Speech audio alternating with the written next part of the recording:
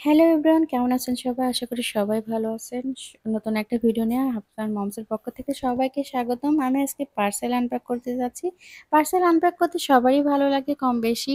যদি হয় সেটা খাবারের পার্সেল তাহলে তো কথাই নাই। তো পার্সেলটা এমনভাবে আ বাঁধা দিয়েছে, খুবই সুন্দরভাবে বাঁধাই করে দিয়েছে যেন নষ্ট না হয়।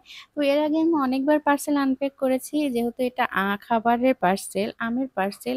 তো এবারে ডালার মধ্যে সাজিয়ে দিয়েছে। দেখতেও যেমন সুন্দর লাগতেছে, মানে খুব সুন্দরভাবে পার্সেল হয়েছে। যাই হোক, এর আগে আমি ক্যারেটের মধ্যে থেকে আনপ্যাক করেছি। এইবার ডালাতে পেয়েছি খড় বিছানো।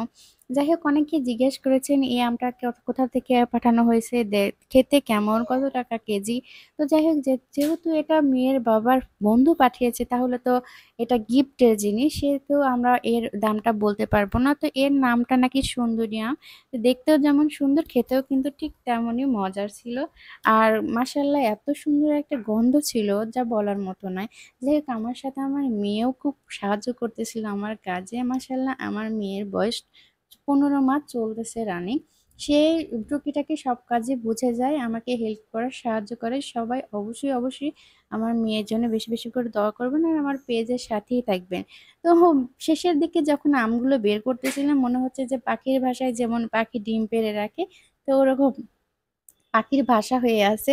যাই হোক, আম খেতে কে, কে পছন্দ করেন? আর আমার ভিডিওটা যদি কেউ রাজশাহী থেকে দেখে থাকেন, তাহলে আপনাকে অনেক ধন্যবাদ। অনেক ধন্যবাদ। কারণ আপনাদের রাজশাহীর আম খেতে কিন্তু অনেক মজা। এর কম বেশি সব ধরনের আম খেয়েছি। কারণ আমার মেয়ের বাবার ফ্রেন্ডটা সব ধরনেরই আম পাঠায়। সেজন্য আমাদের সব ধরনের আম খাওয়া হয়েছে। প্লাস আমার শাশুড়ি মাও পাঠিয়েছে। আমরাও কম একটু হলেও রাজশাহীতে থেকেছি, তাই জন্য বলতে পারবো। তো আপনাদের অনেক ধন্যবাদ। আর আমার পেজের সাথেই থাকবেন, বেশি করে আমার পেজে সাপোর্ট করবেন। বিশেষ করে আমার ভালো লেগেছে এই ডালাটা, আমের এই ডালাটা যে সাজিয়েছে, পার্সেল করেছে, খুবই সুন্দর। আমাদের এলাকায় বলা থাকে ডালি, আর এটাকে বলা হয় খ্যার বলে থাকে, এটার নাম খড়। এটাতে সুন্দরভাবে মুড়িয়ে দিয়েছে যেন কোনোভাবে পার্সেলটা নষ্ট না হয়, আমের কোনো ক্ষয়ক্ষতি না হয়। এতে কোনো ক্ষয়ক্ষতি হয়নি, যেহেতু পার্সেলটা আমাদের একটু হলেও দেরিতে আসছে। মাসাল্লাহ সবগুলো আম ঠিক ছিল, একটুও ক্ষতি হয়নি। সবগুলো আধা পাকা হয়ে গেছিল, পুরোপুরি পাকেনি। পুরোপুরি পাকতে হয়তো বা ১-২ দিন সময় লাগবে। তো আমি আগেই বেছে নিচ্ছিলাম যে আমগুলো পাকাগুলো আগে খাবো।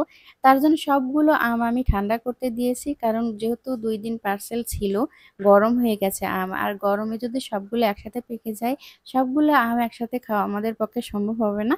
আমার মেয়ে আম নিয়ে খুবই খুশি হয়েছে, খুব মজা করতেছিল। দেখা হবে আবার কোনো নতুন একটা ভিডিওতে। আল্লাহ হাফেজ।